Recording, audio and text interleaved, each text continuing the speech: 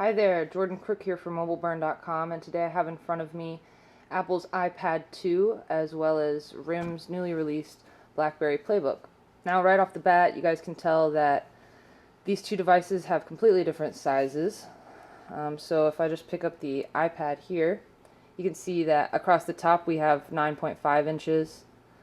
Down the side it's 7.3 inches and it's just 0.3 inches thin. Very thin device. And then if I go ahead and pick up the PlayBook here, you can see that it's about 7.6 inches across, 5.1 inches down the side here, and 0.4 inches thick. So it's actually a little bit thicker. I'm just going to go ahead and lay this on top so you guys can see. So those are our size differences here, and then on the bottom you can also see we're just a bit thicker with the PlayBook.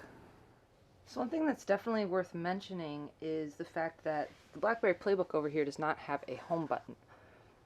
On the iPad 2 we're used to kind of using this home button here as our center for navigation. And from there we can move to and from apps and also exit our applications using the home button.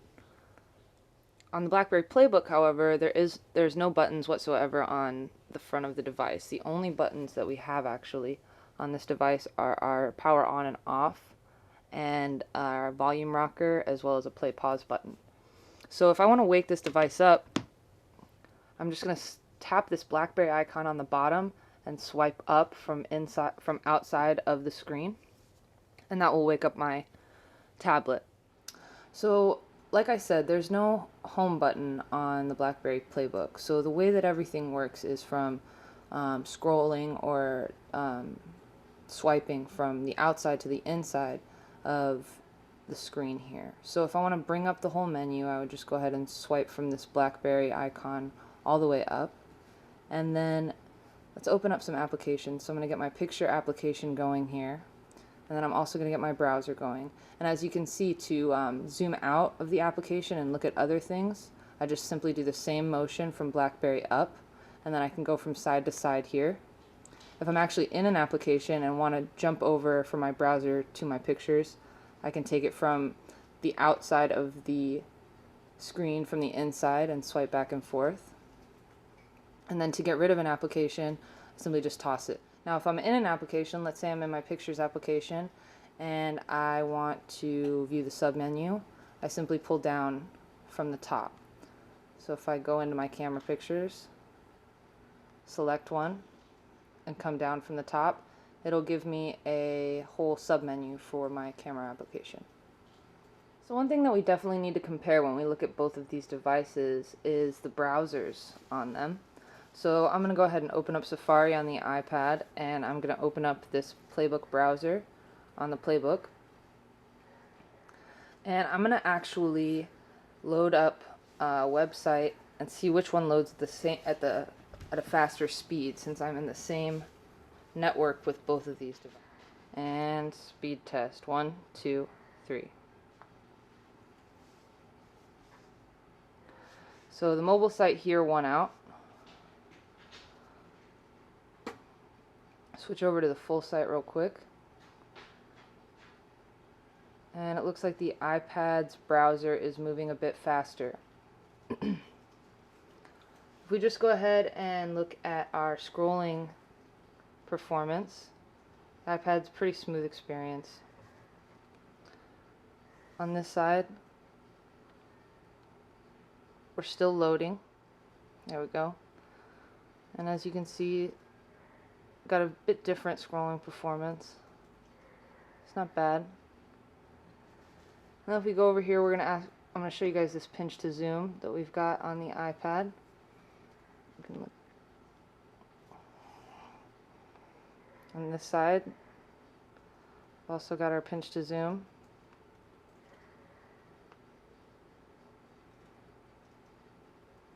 And then one other thing that's definitely worth mentioning is the fact that the iPad 2 does not support Flash. So if I go ahead and load up Homestar Runner on the iPad 2, you'll see that nothing comes up. And then if I do the same thing over here,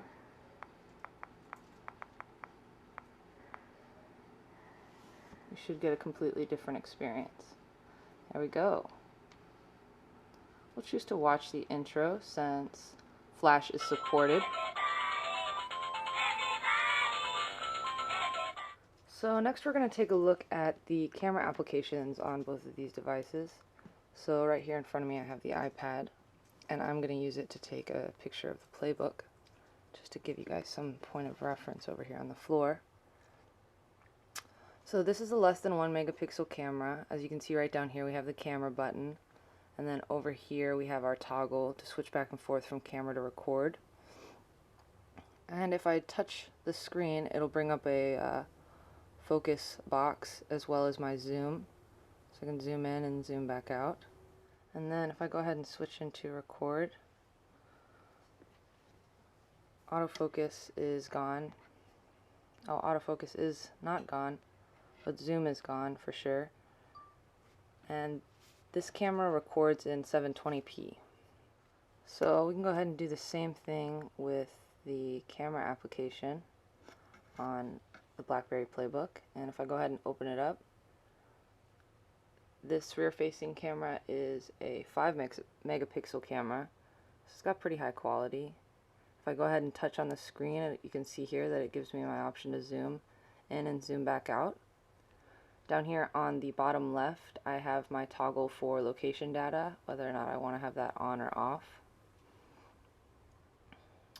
Over here on the right side is my shutter button, and then up here is my switch between camera, still shots, and video record.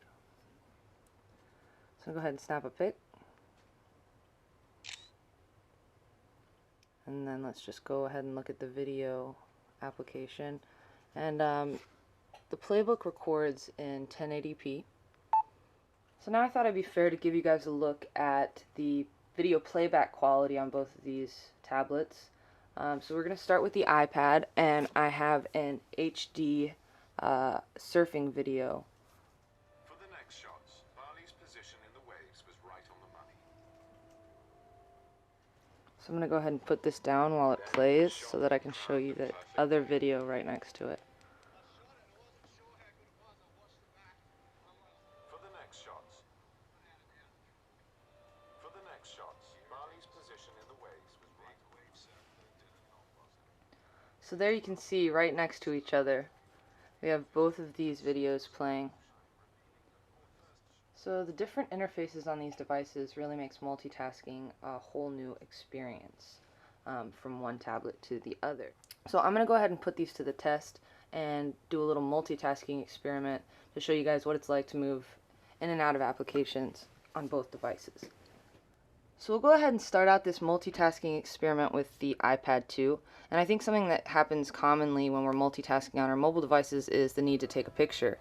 You never know what you're going to be doing when you want to take a picture, and so what I'm going to do is jump into this Fruit Ninja HD game and start a game in arcade mode, and then from there I'm going to multitask over into my camera application, shoot a picture, and then jump back into Fruit Ninja HD. So here we go, I'm playing a little bit, slicing some fruit, and then I'm going to double tap over here on my home button, and as you can see, the iPad will bring up my 7 most recent applications across the bottom. If this is in portrait mode, it'll bring up only 6, but if I swipe over here to the right, it'll show me even more applications. If I swipe over to the left, it'll bring up my volume control, my brightness control, and as well and my iPad controls as well. So as I said, we're going to jump into the camera. So I've brought up my multitask bar. When I click into the camera, it automatically brings up my camera application, and I'm going to go ahead and snap a picture of the phone. And then I'm going to double tap again on the home screen to bring up Fruit Ninja HD. So we're going to do the same thing with the playbook that we just did with the iPad. I'm going to open up a game, and then while I'm playing the game, I'm going to shoot a picture. So let's go ahead and bring up Need for Speed Undercover, which is preloaded along with Tetris on the BlackBerry PlayBook. So now we're in the game. I'll just jump into a quick race. And then as I'm playing the game, I realize that, oh no, I realize that there's something that I'd like to take a picture of. So I'm going to go ahead and slide this up, and as you can see, I can play the game from within the little browser window that it gives me without the application actually being completely open on the screen. And then if I'm cool enough, I can click all and go into my camera.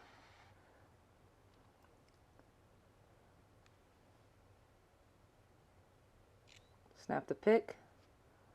And then from my camera application, I can just switch straight back into Need for Speed. It paused it for me while I was out of the application and jumped right back in. So one thing we really wanted to give you guys a side-by-side comparison of was the email applications on both of these tablets. I assume that most of you guys are familiar with the way that Apple does its mail application. But unfortunately, the PlayBook, especially this version of the software, requires that the BlackBerry Bridge application be downloaded onto a BlackBerry smartphone.